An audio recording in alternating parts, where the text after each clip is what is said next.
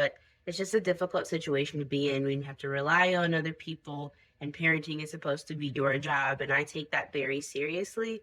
And so now I am stepping into a realm of you have to be okay with the fact that people are going to be helping you through this journey. Have you tried yoga? Maybe you should see a psychologist. Are you stressed? Change your diet. Acupuncture. Try stretching. Sleep? You've been doing so well. Stop stressing. Anxiety. Functional? Functionality. Functionality. Welcome to the Functionality Podcast. I'm your host, Tasha. Let's talk. What's the T on FND and parenting? Parenting is always a bit of a sensitive topic, but I'm just here to give my opinions and maybe even a few suggestions, just because I've been there. So I've always wanted to be a parent, and I love parenting for the most part. But it has been such a wonderful experience. I have always just kind of been a natural at taking care of and just kind of understanding what children want and need and how to relate to them. As I said before, I was an RBT for quite a few years, so I really was able to connect with a bunch of various different children, and I loved it. And so having my own child has been nothing short of the same. Just being able to connect with her and being able to spend time with her and teach her things, because I am a teacher at heart and I am loving it. However, when you throw in a pandemic, everything changes. Everything changed for everyone, and I was included. Me and Mommy Junior were definitely included. So during the pandemic, at the height of the pandemic, we moved in with Mr. Mahogany, and she's doing virtual school. I'm no longer working, and I'm also at the height of endometriosis pain and at the beginning of FND symptoms starting to exacerbate. So it is just a whole whirlwind of new things being thrown.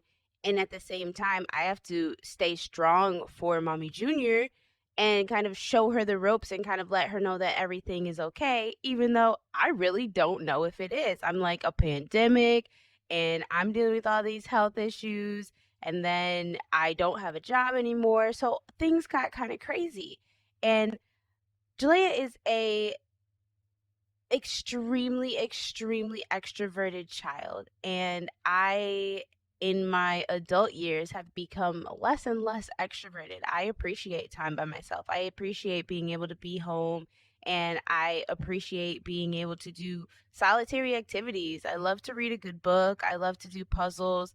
And so it's interesting how I created a extroverted child. Her father's not really all, that extroverted. To a certain extent, I guess, but I know that he enjoys time alone too. So it's very interesting to deal with the fact that she fills her cup up by engaging with people, and I fill my cup up by having time by myself.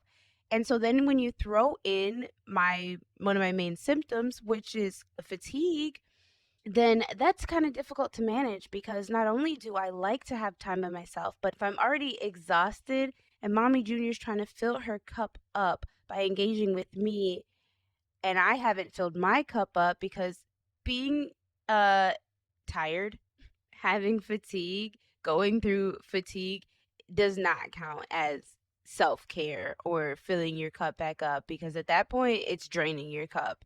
So I'm not able to fill my cup back up, but she's trying to fill her cup up from me, and I'm empty. And so it's been difficult, very difficult to manage with that fatigue. Until I kind of overcame that, it was very difficult to manage. So she's in the middle of her first grade virtual year, last year, and I'm living on my beanbag, like I said before. And so she needs me. She needs me, and this is the most we've been around each other, like, since she started daycare. We're around each other all day, every day. She's my 24/7 and vice versa. And so it was difficult. And it was honestly the hardest year that I have ever had parenting was last year, because everything was changed, everything was thrown at us, and plus I was trying to figure out what is happening with my body. And so I thought it was her at the time. I thought it was her adjusting or trying to adjust to what was going on, and then just changing as far as her attitude, maturing, and things like that. And I was like, oh my goodness, this is not what I got into this for. This is not what I thought it was going to be. I always wanted a baby, so I had a baby, but then I remember several times saying, I forgot she was going to turn into a child. I forgot she was going to have her own opinions. I forgot. But at the same time, like, I love her so, so, so much. And she is everything. So after looking inward, I knew that it wasn't her. I knew that she wasn't trying to be difficult. I knew that she wasn't trying to leave it so that I had no time in my day. I know that she wasn't trying to make it so that I was just drained and giving her everything I had, which was nothing, but it was more so me. And so once I kind of looked inward and noticed that it was just the two of us adjusting to a new norm, then things started looking up. And at this point, now that we have kind of, we understand better where we are, it is to the point now where Mommy Junior knows and understands my good versus bad days probably better than anyone else because she experiences more of them with me. Of course, Mr. Mahogany knows and understands them on a different level than she does, but she's with me. He's out of the house most days. She's with me. She sees what happens. She sees my struggle. She sees my fight. She sees my perseverance. And she will comment when I'm having my good days, and she'll say, I'm happy you're having a good day. And I'm happy you're, able to do this. Or she sometimes will even be surprised by the fact that I am still making it through on the days where I have exerted a lot of energy. A couple weeks ago, we were at Girl Scouts and we spent all day, all Sunday at the park, 4+ hours at the park. And then I came home, I showered, I cooked, and then she looked at me like, I'm surprised you're up. And I'm like, I know, honey. I really know. It's sad to admit that she knows that, and that usually those are, that would be enough energy exerted for me to be put down. Like, I would be down for the rest of the day. And we know that. That's why if we plan something on the weekend, usually it's like one thing, maybe two things, so that I can come back home and I can rest for the remainder of the day.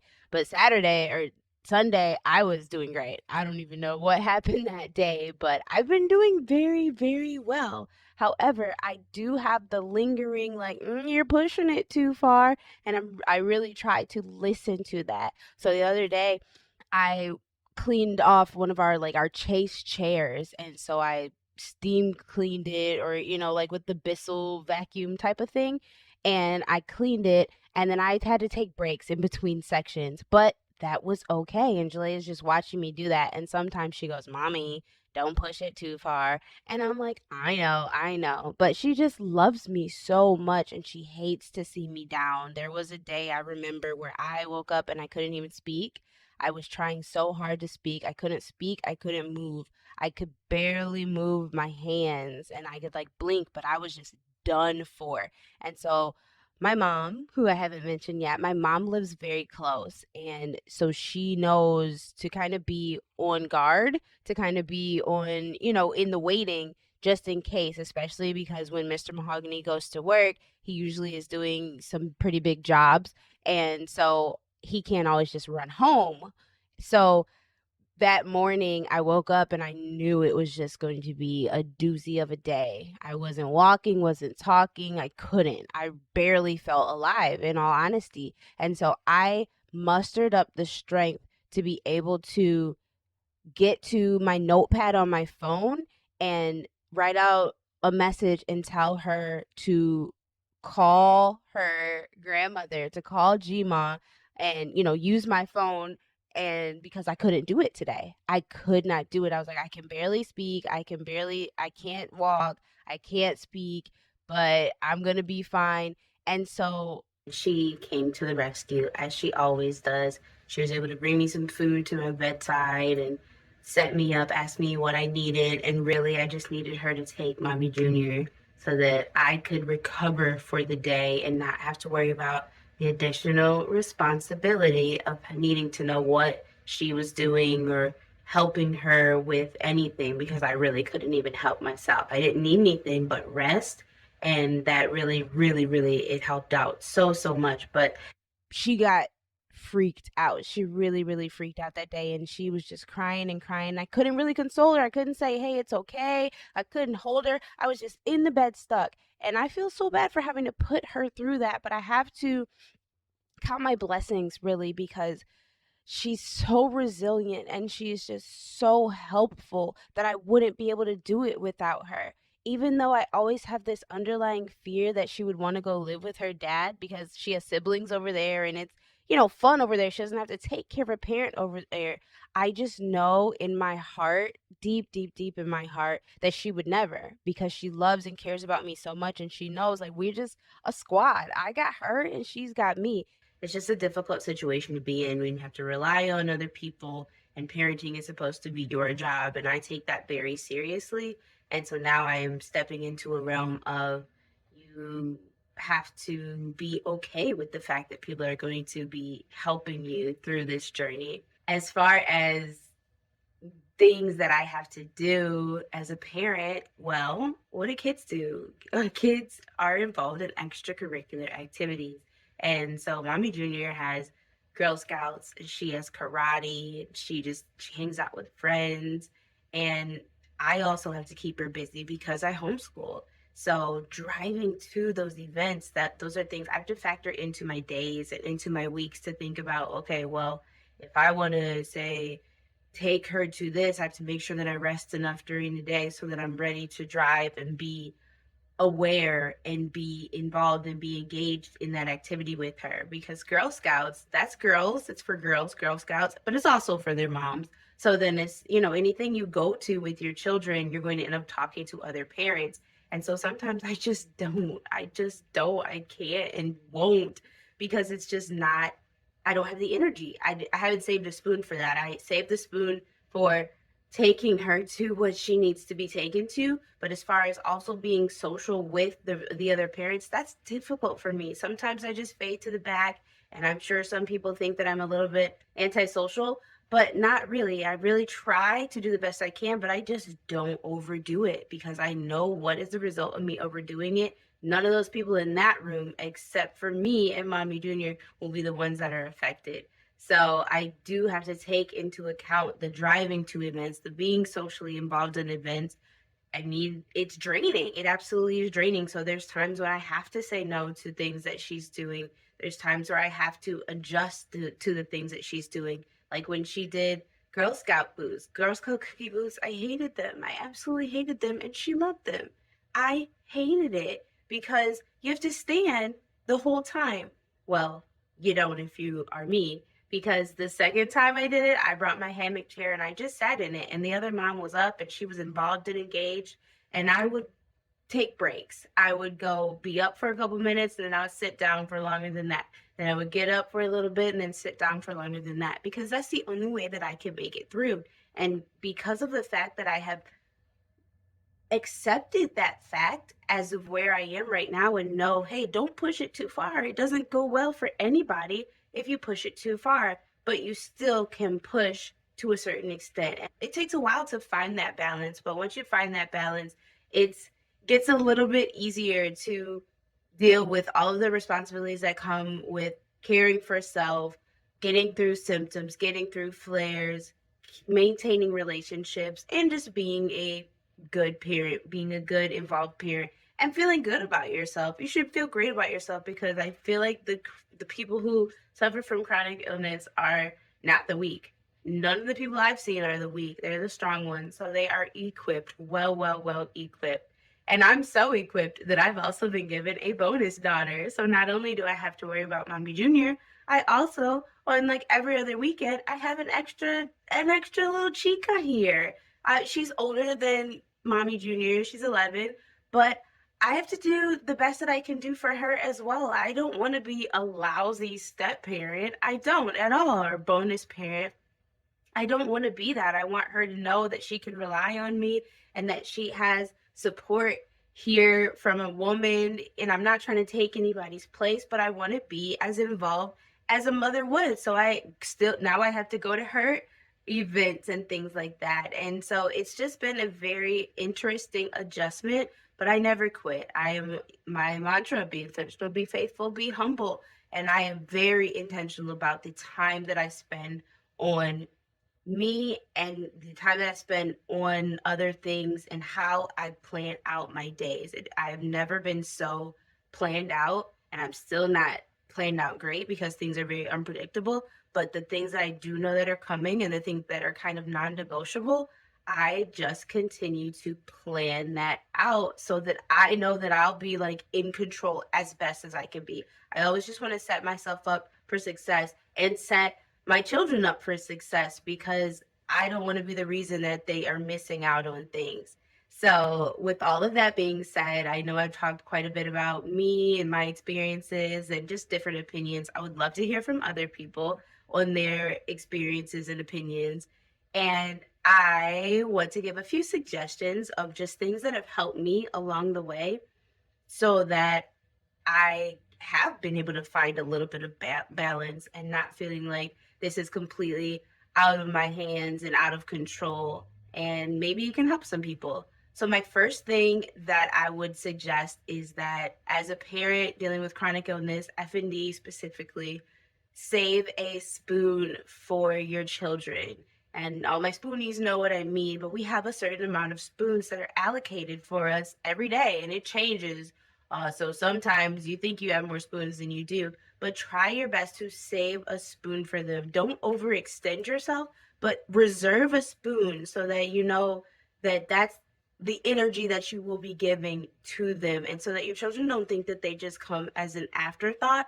I plan her into my day and know that, hey, I want to take this amount of time to do this activity with her, take this amount of time to do this craft with her, take this amount of time to take her to XYZ. And then I will adjust my days and my events accordingly, my energy allocation accordingly, because it's so important to me to be involved and to be able to make memories with her when I can. I don't want to sit around and say, "Oh, I wish I could have. I wish I could have." No, I'm going to make it so that I can. That's just the kind of person that I am. You have to know when to say no, and the children definitely do learn. Well, Jalea did how to understand that. They know that, okay, if she's saying no, she really means it. Like if she can't take me to this today, or if she can't go to the store to pick up this like she was supposed to today, that it's okay. And generally, the no's that I say are not devastating. They're not life altering. They're not anything that makes her miss out on anything major. But you have to know when to say no. I do remember specifically one day that I got kind of blindsided by Mommy Junior when I was getting ready to do something. I think I was going to read a book or something like that, do something for me, take some time for me. And then it was a Friday evening, and then she was like, "Are you ever going to do experiments with me?" And I was like, "Whoa, where is this coming from?" And knowing what I know that it was coming from just a place of, hey, I want to spend more time with you. I need uninterrupted time with you. So we did get to that. But then I also had to explain to her that, yes, we can just plan that. You have to let me know what you want to do. And you don't always get me first thing. I do have to make sure that I fill my cup up before I can fill yours up. And so that's something we've been talking about over the last few months and explaining and showing examples of. And she definitely understands it better now. So save a spoon for them every day. Also, include them in your care. I've taken Mommy Junior to acupuncture. She's been to the chiropractor with me. She is involved when I do yoga, when I exercise. She's been very involved as far as the change in my diet. We've gone basically meatless. Well, we've gone meatless, not totally vegan, but we've gone meatless. And it has been so good for her to understand why we're doing these things, and then really honestly to see my progress that I have made, so that she kind of knows, hey, I'm helping her, and all these things are helping her. So it's not just leaving her in the dark. She's involved in my care. And even on the days that I have my super bad days and I actually need a caregiver, she's so involved in my care. She'll make me tea. She knows how to make some staple foods that I generally eat. And she told me one day, "Mommy, I want to know how to make the things that you," she said, "let me try it. I need to know how to make the things that you like to eat so that if you can't do it, I can do it for you.